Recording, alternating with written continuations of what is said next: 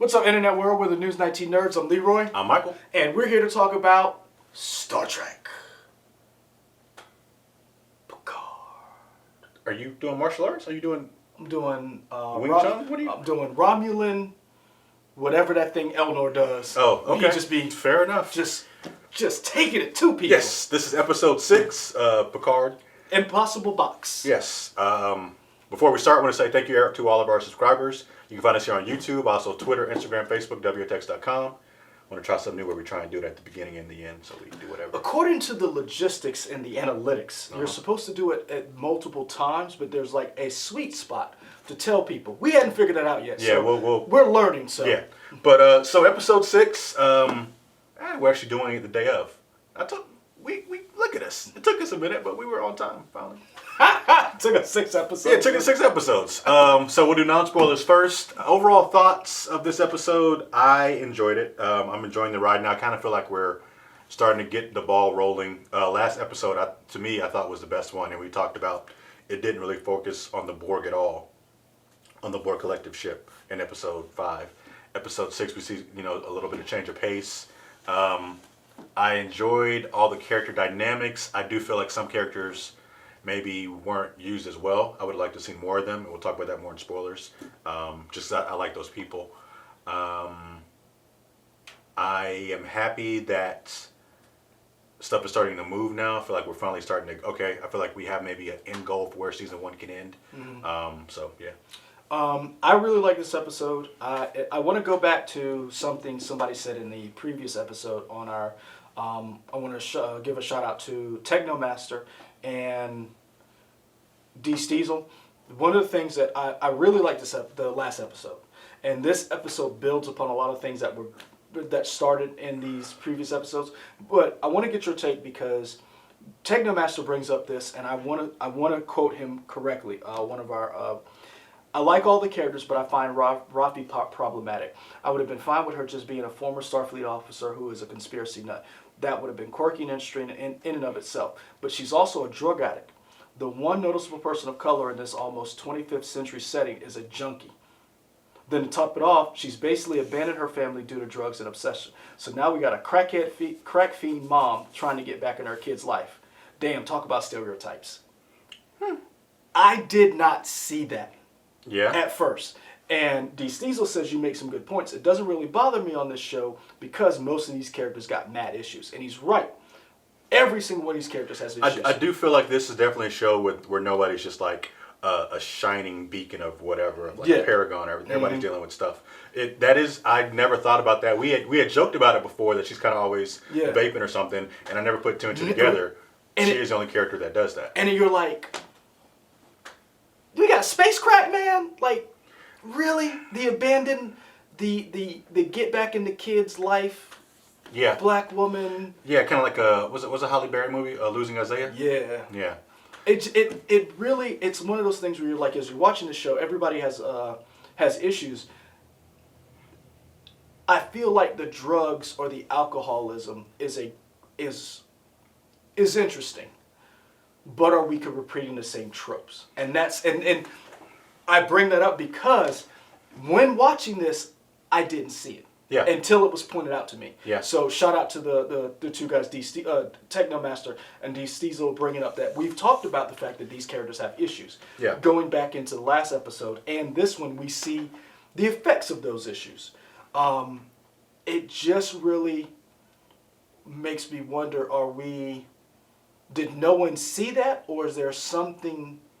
Is there something coming, maybe some type of redemption arc or something we're going to see with her? Or? I guess we're going to have a redemption arc, because it doesn't seem like you're just going to have a space fiend as your intelligence and security officer. And maybe I'm not watching close enough, because I took her as a drunk. And, alcohol is a drug to whoever. Yeah. I never equated her alcoholism with also being like a crack addict. Is that more from the vaping aspect? I thought, like, once you thought about that, and we could be wrong.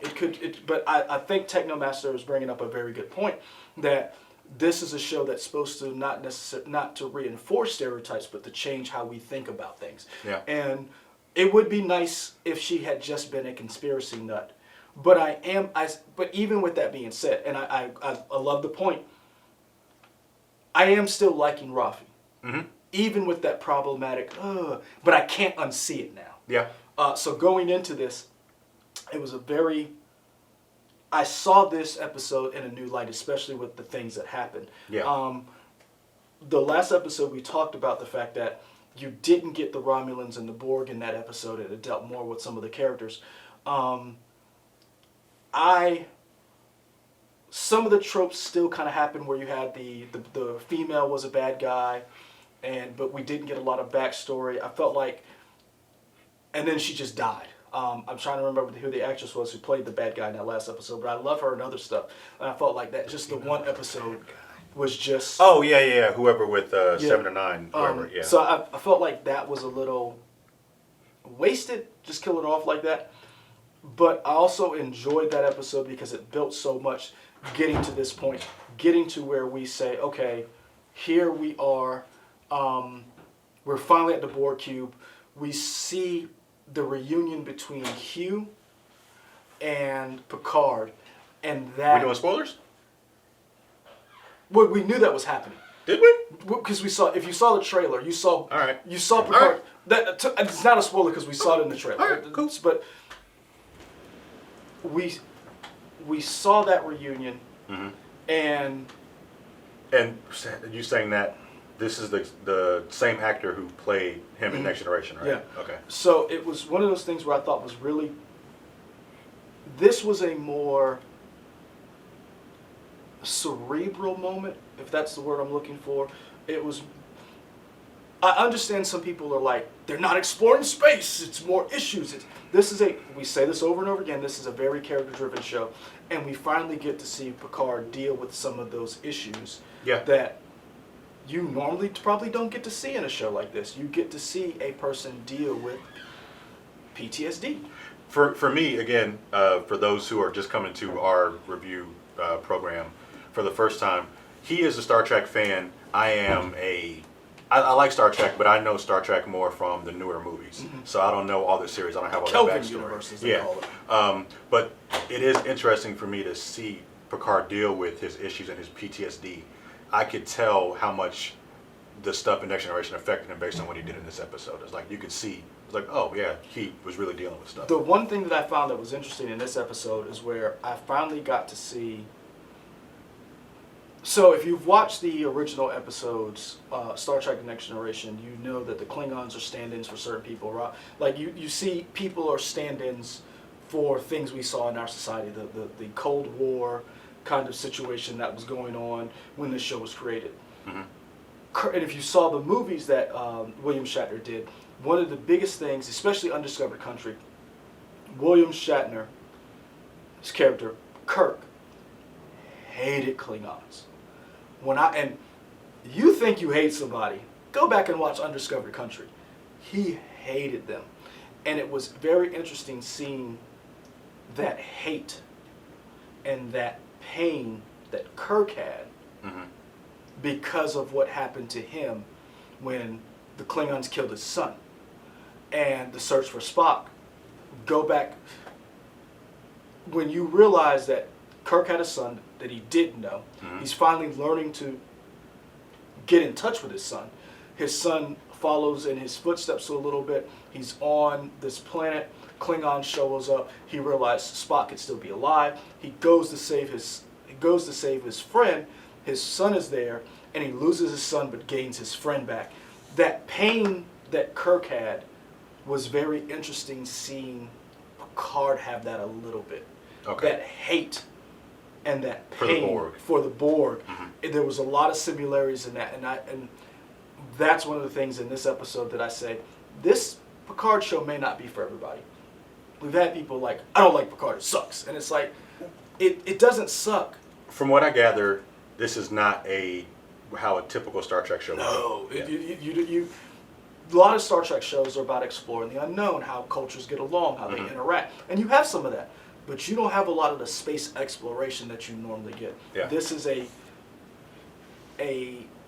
dissection of an older man coming to terms with the universe around him and his place in it. And what that universe in turn, or galaxy in turn, has done to him. And I was very... Jean-Luc Picard, the character that Patrick Stewart plays, this to me was one of his best episodes. Okay. For acting wise, for me, I liked him with the beret and his flexing it. Yeah. But this episode, Impossible Box, his dealing with that pain to me was very important, and I liked it. And this episode was directed by Jonathan Frakes, I believe, right? I believe so. Yeah. Riker? Yep. Yeah. Okay. Commander William Riker. Yeah. Number 2. Man, as I told you, I'm going back and watching Next Generation. He was a good-looking dude. Yeah, man. It's like all the ladies want to be. I can see it. You just he has that confidence about him. It's Keep like, going. yeah. Keep going.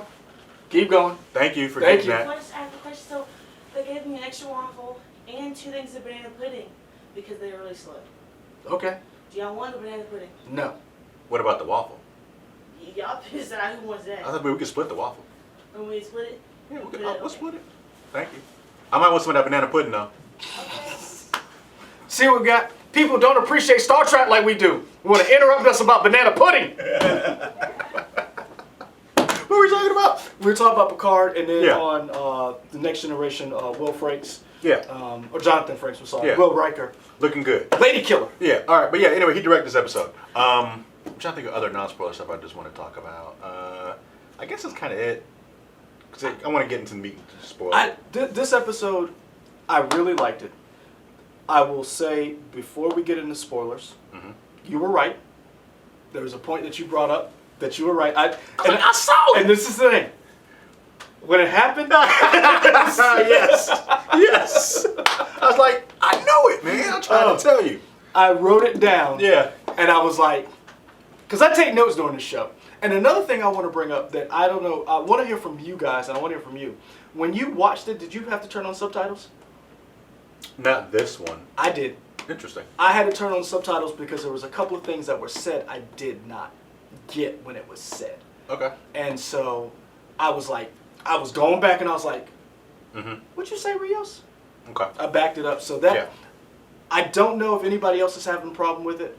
There are a little couple of times that I've turned on subtitles in shows because The Expanse I turned on subtitles just because I love the Belter language and some Just of the like, times man, I don't know what I'm you're like, saying. what did you just say? Yeah. So I turned Because on. even with subtitles, you're like, okay, I guess I love when they do the Beltawada, and I'm like, man, I want to talk like that. Yeah. But in this one, it's just because I think the audio was a little off Okay. to me, and that's why I brought it up. So Okay. we can get into spoilers. Yeah, spoiler alert. Where Mark is this? So help me when I edit this thing. All right. So yeah, we see. I gotta go back and see the names now. The doctor. Oh, it's not touchscreen. Do that Every time you do that, you know it's not. You ain't got You know the the technology here. You know what it reminds me of? My What? dog when she does something, and I'm like, you do this every day, like So Agnes and Girardi. Yeah, Agnes Girardi and Rios. They're an item, or at least they smashing. yeah. Now, at first they kissed, and I was like, yeah, I knew it. But to me, that wasn't enough. Because, like, no, I need him to do more. 'Cause Leroy's not going to count that. And then when they went back, I was like, there we go. There we go. I knew they would have got So I watched it last night. Yeah. I stayed up. I watched it last night, and when they kiss, I was like, oh, what's about to happen? And then when the hand pulling, I was like, oh, I was like, as soon as it happened, I said, Michael was right. Because I said, if I didn't write it down, Yeah. and I didn't acknowledge it, I was going to hear about it. Not only was I going to hear about it, there were going to be people on your side, David Cooper, who were going to come back and were going to call it out in the comments. Because to me, the reason why I called this early is because it just seemed like before we knew her of killing, what's it? Maddox. Maddox. She just seemed like definitely a shy fish out of water type person, whatever. And he seemed to, she Seemed to gravitate to him. yeah, and she seemed almost enamored with him being out in space. Like, oh, your stories and tales of what you've done in space. I just love all that stuff. So she just seemed He to really came love off. that. He came off as the swashbuckling captain who's Yes. navigated the deep darkness. You like, if Captain Jack Sparrow wasn't a lunatic, this is kind of like, you're out here. You've got the beard. Also, shout out to the actor Santiago Cabrera, who plays Cristobal Rios. His beard game is on point. Like, I was watching it, and I wrote that down. I was like, Rios, beard, me. I was like, I want my beard to look like that. Because I was like, man. Yeah. Especially when he's got them cigars. Yeah. I'm like, oh, yeah. Yeah. And when I saw it, I was like, I can see what she saw in him. So that was cool to me. Also, the person I felt like was underutilized was Rafi. I liked, or not underutilized, I wish she got to do more with this. There was the person who did the most recent review on IGN brought this up to me. Mm-hmm. I don't remember who it was, but whoever reviewed episode 6 of Star Trek Picard on IGN. So we know that Rafi has a problem, and she's able to talk to her old friend to get them the papers. Yeah. And then yeah, she immediately goes from being able to do that to being a drunk and stumbling off. But she was drunk when she did that. Yeah, but it just seemed like she was so here with it to make this happen because she wasn't really slurring her words or anything when she was talking to the person. She did that, and then she's just like off drunk. Yeah. And the reviewer brought up, Picard didn't seem to care about her at all. Like, he didn't even check on her. Rios checked on her and helped her because they know back to stuff. And that's why I said I'm hoping that there's something, and I'm wondering if there was a blind spot there where Picard doesn't see the issue because you're still able to perform your duties. Mm-hmm. Because there are people who, you can do your job, I don't care what you do in your off time. There are people who believe that, and they don't care about the actual person to get better or to do better. Right. As long as you show up you good. You good, yeah. But that's not how some people operate. Some people, they want a more well-rounded, and some people, because it's like this. There are people, I struggle with this. If you're bad at your job, you get on my nerves. Personally, I'm working on. And some people, you can be better at your job, and they're like, yeah, they suck, but I'm still cool with them. Yeah. So we're learning how some people interact, and so each one of these people brings something to the table, and Picard's like, you doing what I need you to do.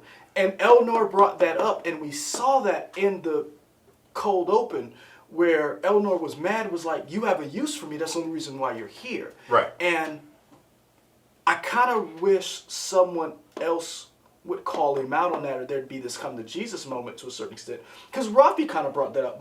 That's why episode 2 or 3, when he goes to Rafi. I think it's 3. When she's living her space RV. Yeah, 3. And, smoking the desert ganja. Yeah. I love that because you got to see this man in all of his faults and all of his glory. Mm-hmm. So I'm hoping we get to see more of that. Yeah. But yeah, to me, I felt like that part was just underutilized. It just seemed weird for her to switch from one to the other. I wanted to see more of her. And also, I wish I'd seen more Eleanor. Yeah. Eleanor has seemed to be kind of... Yeah, he's kind of just a martial arts guy. He does some action and then he's out. I want to see more with him. But to me, this show is at its best when they are on the ship and just cutting back with each other, just having a good time. Like, I genuinely had a good time seeing Rafi talk to her friend about, JL, if you guys don't help us out, we're going to be in trouble. And JL's kind of looking, because she's just talking all this mad smack about him, and Jean-Luc is just looking. And the funniest thing is, she's like, hey, I'm going to send you my location. Yeah. She's like, you 3 hours out. Yeah, we here. She's like, turn around. She's like, hey, man, if you don't get us these papers. Yeah. I mean, it's going to be an international incident. Yeah. Cars just going to roll up on these people. And I really liked. Yeah. I really enjoyed this episode, or just the series in general, because every episode has a throwback to something, whether it is Isaac Asimov, you saw the books, you saw Rios reading, I forget what book it was, but this one, they literally said the phrase, do androids dream? And that is do androids dream of electronic sheep? Yeah. And I was just, like, when I saw that, I was like, oh! And it really brings this idea of, do these humanoids, whatever you want to call them, do they have a soul? Are they human? Which brings back to that whole idea, you're going back and watch The Next Generation, that Data brought up, that all the time, am I a real person, or am I a composite of all of these electrons and neurons that were created, and do I have my own agency, which I thought was very well done in this episode, as far as bringing up this girl who we know is an artificial intelligence, an artificial life form, but you forget the last part of that. It's still a life form. Right. So when Soji has her dream, I mean, I guess it's debatable. Is that just a program that's just running in the background, or is that a real dream? Subconscious manifesting or whatever that? Yeah, and they bring it up. I think they did a good job of that as well. Also, the little girl who played Soji Looked just like her. I was like, yo, where did they find these? Like, I was like, yeah, but I was like, oh, is this CG? I really want to She know. really looked like her. I was like, wow, like, is that like your younger sister, or do you have a daughter, or what? I was like, did you record these earlier in life? Seriously, yeah. like, I was really impressed by that. That was very good. Picard said something that stuck out to me. Him walking with Hugh, him having these conversations, because this is the first time Picard has been back on a Borg ship. Since he was And one of the things I thought this episode did a good job with, and other people may not. If you had watched The Next Generation, you understood when Picard shows up as Locutus Borg, and what the Borg does is assimilate an entire civilization. Mm-hmm. It is violent. It's a violation of you as a person because you are no longer an individual. You're part of the collective. Cyberman. And it's Doctor Who for old school science fiction He fans. said something that really stuck out to me. He said the Borg metastasizes. Cancer. I was like, oh, you hate. And you saw him deal with that. And I thought that was very interesting because I'm not knocking the Next Generation. The way they told their story fit what they were doing. Mm-hmm. But you never saw what you saw in this episode on the Next Generation. You never saw that pain and that anger. And I could be wrong, but I don't remember Picard expressing this, because he's always been a live and let live, like we should, help as much as we can. He's always talking about it with the Starfleet wanting to pull away from the Romulans. He's like, no, you got to do this and this. And it was, and again, it's one of those things where almost a blind spot where the way he felt about the Borg is how some of his colleagues felt about the Romulans. Right. And him not being able to see the two differently because of what personally happened to him. Mm-hmm. And he balked a little bit when Hugh said, and to have the great Jean-Luc Picard fight for us. Picard, he wasn't ready for that. Yeah. You could see he was like, bruh, who? Yeah, fight for who? What? Wait. It really was interesting to see that. And I just, and again, I bring up that whole, if you have been watching Kirk throughout the original movies that came out, Kirk hated the Klingons. Mm-hmm. Like, I remember when he said, "You Klingon bastard, you killed my son." And I mean, he was like, "You killed my son." And shout out to Christopher Lloyd, because he did kill him. Christopher Lloyd did kill him. Christopher Lloyd needs to be more villains, because when he was a villain in The Search for Spock, man, he was good.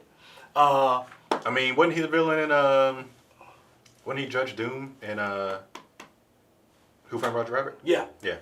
But that was different. Was it? He scared me. Did he? He did. See, I never watched Who Framed Roger Rabbit until later on. Oh, okay. So it was like later on, and by then I was like, "Oh, you the bad guy?" I was like, "Oh, okay, cool." Yeah. But Christopher Lloyd oh man, I loved him. Now I want to go back and watch Search for Spock now. But yeah, he hated them, and you see Picard, that hate he had for the Borg and just how dealing with them. And when he was freaking out, and then the two Borg grabbed him, he was like freaking out, and he was like, they're trying to make sure you don't fall. Yeah, they want to help you. And, that was interesting. And him seeing the Borg and how they trying to reintegrate, because this episode really, one of the things I think people don't understand when you watch some of these science fiction things, I don't want to compare it to, there is something that happens in an assault that's about power. this assault that happened to him and millions of people was an assault that robbed them of who they were. This process was so invasive. It took pieces. You know, you do something, you're like, it takes pieces of your soul. You do this job. You know, they took literal pieces of these people away from them, and planted cybernetics in them against their will. I don't think people understand how violent that is to a person. We saw what happens when someone takes them out. But remember, someone put that into them. And so it was very interesting that last episode started with the Borg who got away, who was then kidnapped by someone who wanted Borg parts, to this one, the dichotomy of seeing them being removed in such a different way. Yeah. The meaning behind that, I thought was so different. And to me, I could be mistaken, but I felt like Picard kind of softened a little bit on his stance on the Borg. It seemed because he realized the ones you're not, you can't be mad at all these individual Borgs because they're victims just like you. Yep. And it's just like it's not their fault. They've been stripped of power, all their agency, everything, just like you. And it felt like he kind of softened a little bit. That's exactly. I couldn't put it better myself. Yeah. He literally had to see people dealing with the same thing he dealt with. Yeah. And one of the things that I liked about the last episode, I loved about this one, was that conversation he had with Seven of Nine when she said, "Do you ever feel whole again?" And he was like, "No." And he's seeing these people who are going to have to deal with the same thing he's going to be dealing with and dealing with. And I really enjoyed it. Now, pivoting, is it wrong that I have more fun and I'm enjoying everything but this Romulan plot or whatever it is? The Romulan plot's weird. I kind of talked about it in non-spoilers, but now that the two plots are together, it feels like we're going to get somewhere with it. I don't. Ever since you told me, and I know they said it, but ever since you told me that Narek and Peyton List, Narissa are brother and sister, their relationship is just so weird. It's just like, it reminds me of Cruel Intentions. Oh, yeah. Yeah, it's like, it's just weird, but whatever. But they were stepbrother and sister, okay. Yeah. Either way, still weird. I don't know if they're stepbrothers. Yeah. And there's a whole business based on this. I was not trying to bring that up. I was like, nope, we're not going to do it, but there it is. But I mean, there is. Right, It's like, yeah. well, maybe somebody was like, hey, let's just throw this in there. And I'm like, but I will say this, and I don't remember who it was. Again, we're trying to do this thing where I do read your comments. We do, and it does affect how we look at things because we're watching this together. Someone brought up that incestuous relationships are not new. True. And this isn't new just because royalty is famously incestuous. Just because Game of Thrones made it popular. Right. This isn't new. If you watch The Witcher, we had that situation that popped up. It's got to keep it in the family to keep the power. And so that you're right, and I like Narek. I like the characters. I just hadn't learned to care about them yet. Yeah, I'm happy that Soji is finally activated now, and she started just ripping through the floor. Like, great. I don't know, why didn't he just shoot her, as opposed to giving like the smoke thing? I feel like you need a quick radiation. Yeah, like if you know she can be activated at any moment, I feel like you need to blow her away. And I wonder, so she doesn't see it coming. And this is my thing. Or is it because he loves her and he couldn't do it? And that's why I said I don't know. That's my thing. I don't know where he stands with her. And that's the beauty of the show, maybe. I know Peyton List's character, Lieutenant Narissa, or Rizzo, which I find so on the nose that her name is Rizzo. And Rizzo is always a bad guy. And if you think Rizzo's not a bad guy in Greece. Is he? First of all, Rizzo is a woman. Is she? Yes, I was like, Rizzo's a woman. What? I feel like now you're just messing with me. So anyway, but I mean, but is she? Is she? Go back to Star Trek, sir. I'm just saying. I will say this. I don't like Greece, so that's just me. I think all the people on there are terrible, and I think if you think about it, she literally has to change who she is to get the guy. Is that not what happens? You talking about Rizzo? I'm talking about Greece. You talking about Olivia Newton-John. Her character literally has to change. But she's not Rizzo. No, that's why I said the whole thing is. Oh, okay. So when the whole thing is bad, everybody's bad in it. I'm just saying. Okay. That's just how I feel about Grease. Y'all, at me if you want to. I don't care because I'm still gonna stand by Grease is terrible. I enjoy Grease. Grease 2, not so much. They're doing like a sequel after Grease. No, they're doing a prequel for Grease. Sure. Yeah, like before. We had Grease Live, so. Yeah, they're doing something with Grease. Yeah. I don't know where Narek stands. I will say this. I don't care about Narek and Soji as much as I enjoy the interactions between Narek and Rizzo or Narissa. Yeah. Because they want the same. They say they want the same things, but they're going about it two different ways. Mm-hmm. And I would like to see more of them and how they got here, Mm-hmm. and what their ultimate goal is, because they seem to be more interesting to me as villains versus just Narek doing the whole "I love you." My real name is I don't care about that, man. I already forgot your name. I don't remember what it was, bro. I'm happy that they have an idea on where the origin of Soji and Daj are now. So maybe we'll get some forward momentum on. Oh, now they're going to go to this planet and figure out something.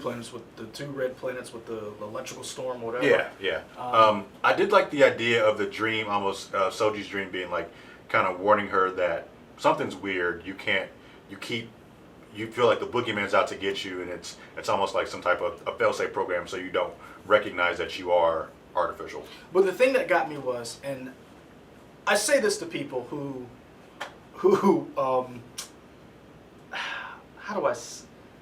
I'm trying to say this without.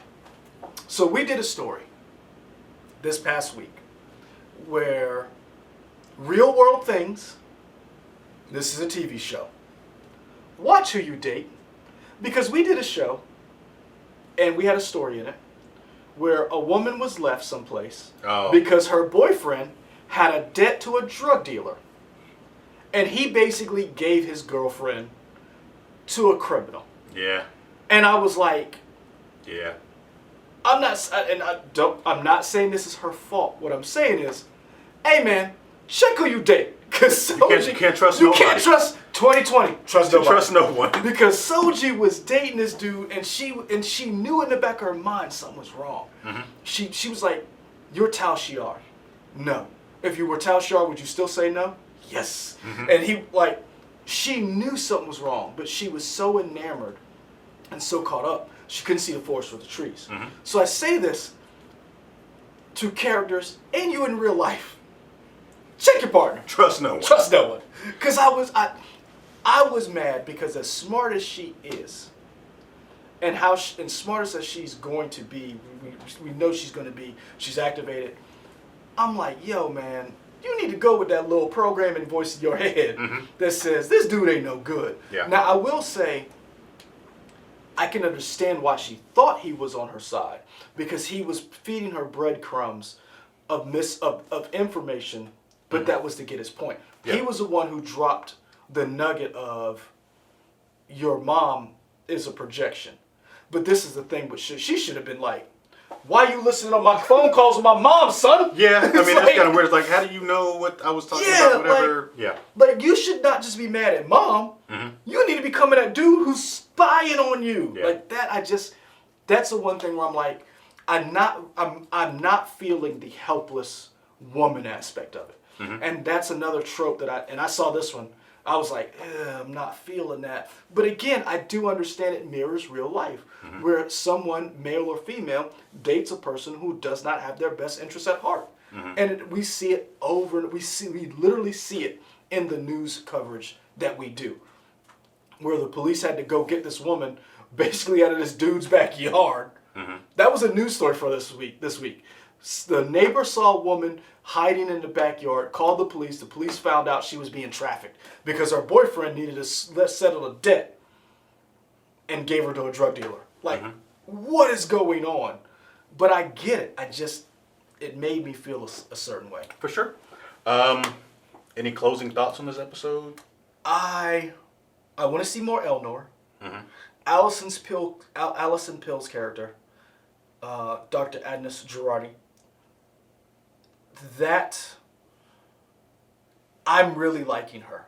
I'm liking the fact that she doesn't want to be here, but whatever Commander O showed her was so devastating. She killed Maddox. She didn't want to go in the Borg ship because remember when they were like only Picard go, and he was like, "Are you you seem disappointed?" She's like, "No, excited."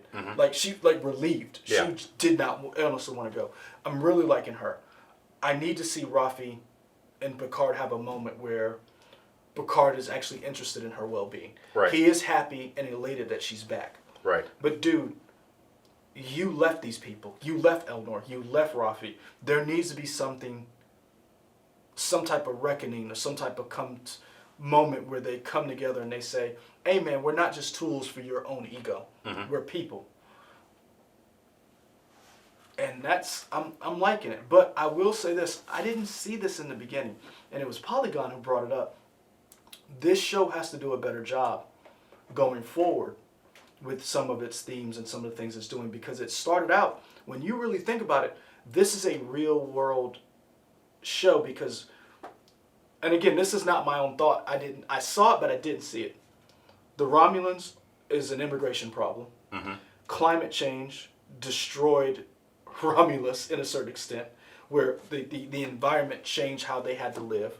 And then you have a terrorist attack with the Synths that caused Starfleet to be more xenophobic and more closed off. They became more of an isolationist culture to a certain extent. These are real world problems we're dealing with. So to start the show with that, and then to have some of these tropes that we're seeing, that it's like, and again, I'm still enjoying the show, but when you have those things, you're like, you guys can do a little bit better. So I want to see more Elnor. I want to see him develop into a character that we get to see and do more with. Same thing with Rafi. Those are the two most underutilized characters to me. Yeah.